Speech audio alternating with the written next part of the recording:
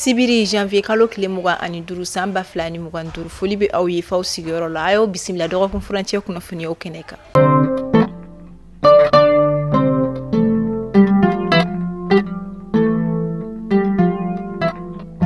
Kunnafoni daminɛla ka sanga ni kunungo janvier kalo kile mugan ani nani an ka jamana ministre ɲɛma général de division Abdoulaye Maiga ale kɔni an ka jamana association des régions o ni Burkina Faso association des régions kɔni cidekulu olu bisimila cidekulu minnu yɛrɛ kɔni ka nakun ani fɛn min association ninnu sigi kun tɛ dɔwɛrɛ ye walasa ka se ka u bolo kɔni di ɲɔgɔn ma AES yɛrɛ kɔni a ɲɛtaga olu sira olu fɛ wa sigikafɔ yɛrɛ kɔni kɛra ka se ka baara kura bolo dɔw ani ɲɛfɔli caman kɔni kɛ AES jamanaw ka ɲɛtaga sira fɛ.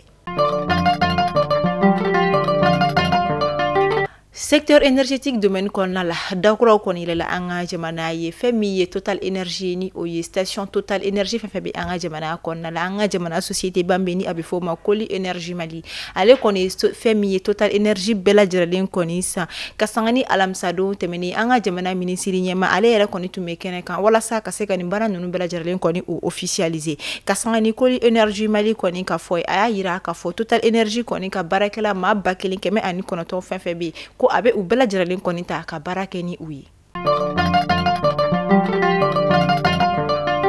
Kunungo juma janvier kalo kile mugan ani nani san ba fila ni mugan duru kɔnakaw olu fɛ yen nɔ kɔna gendarmerie o bolimafɛn tuma min na a kun bɛ ka bɔ poste de contrôle la ka i kunda brigade kan a yirala k'a fɔ bolimafɛn yɛrɛ kɔni yɛlɛla mugujugu sanfɛ min kɛra sababu ye fɛn min ye commissaire de brigade fo ka taga se a ka adjoint ma olu fila bɛɛ lajɛlen kɔni bɔnɛna u ni na an b'a fɔ ala ka hinɛ kɛ banbagatɔ fila bɛɛ lajɛlen na.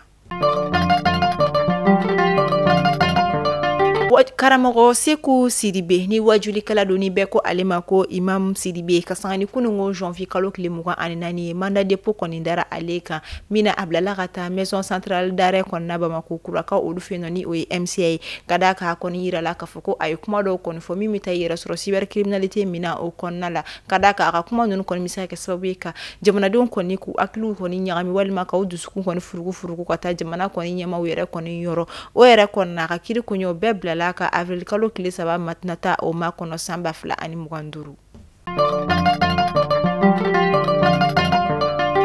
Jamana syndicat de l'enseignement supérieur ni o ye an ka jamana lakɔli karamɔgɔ minnu kɔni bɛ kalan kɛ sanfɛ lakɔliso olu kɔni na u ye a kunnafoniya di kunnafoniya min kɔnɔna la u ye a yira k'a fɔ ka sanga ni janvier kalo kile mugan ani wolonwula nata ni o bɛna bɛn tɛnɛndon kɔni ma k'u kɔni bɛna baarabila kɔni kɛ ka d'a kan baarabila kun yɛrɛ kɔni tɛ dɔwɛrɛ ye u kɔni ye kumaɲɔgɔnya minnu kɔni ɲini ni an ka jamana ɲɛmaaw kɔni minnu yɛrɛ ma sabati ka sanga ni taratadon tɛmɛnen janvier kalo kile mugan ani kelen o kama u kɔni bɛna baarabila kɔni kɛ fo ka taa fɔ faamuyali kɔni sɔrɔla u ni ɲɔgɔn cɛla la wagati min na.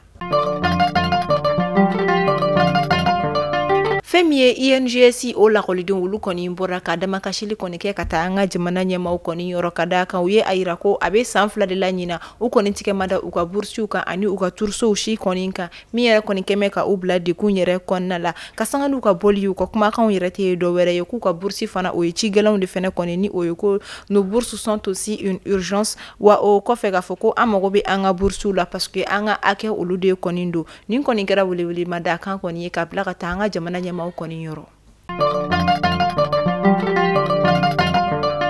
Lundi 27 janvier ni o bɛna bɛn tɛnɛ nata ma Sestom ma o ni Orange Mali mɔgɔw ka procès kunfɔlɔ o bɛna kɛ ka sanga ni o don ye tribunal de travail o kɔnɔna la Sestom ma olu kɔni kɛlen don ka Orange Mali mɔgɔw yɛrɛ saisi tribunal de travail kɔnɔna la ka d'a kan u ye a yira k'a fɔ ko sariya sɔsɔ dɔ kɔni kɛra u la min yɛrɛ la o ka tɛmɛli caman na an ka plateau sanfɛ u ye u da don a la k'o kɔni ɲini Orange Mali yɛrɛ kɔni yɔrɔ u kɔni ye ko bɛɛ lajɛlen kɔni ta ka di kiiri tigilama olu kɔni ma min na tribunal yɛrɛ kɔni ye kiiri tilayɔrɔ 3 ye o la kiiri kunfɔlɔ o bɛna kɛ ka sanga ni tɛnɛndon nata janvier kalo kile mugan ani wolonwula.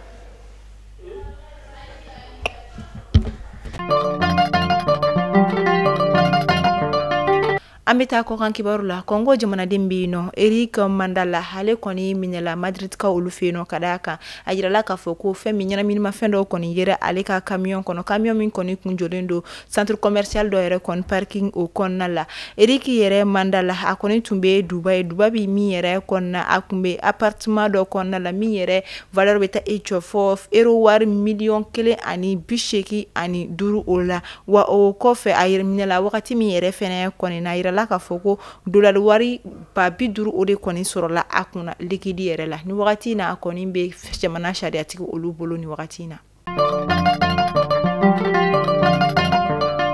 An bɛ taa Cadi ka olu fɛ yen nɔ ka saga ni janvier kalo tile 31 nata ye Faransi jamana kɔni ka fintigilakaw kɔni bi ka kasaw tɔ bɛɛ lajɛlen kuru ka taa ka bɔ Cadi jamana o yɛrɛ o kɔnɔna o la a yirala k'a fɔ Faransi jamana kɔni ka fintigilaka tɔ min kɔni tora Cadi jamana kɔnɔ o de sɔrɔsi la k'a ba kelen ye wa olu bɛɛ lajɛlen kɔni bɛna taa ka bɔ Cadi ka saga ni janvier kalo tile 31 nata ye.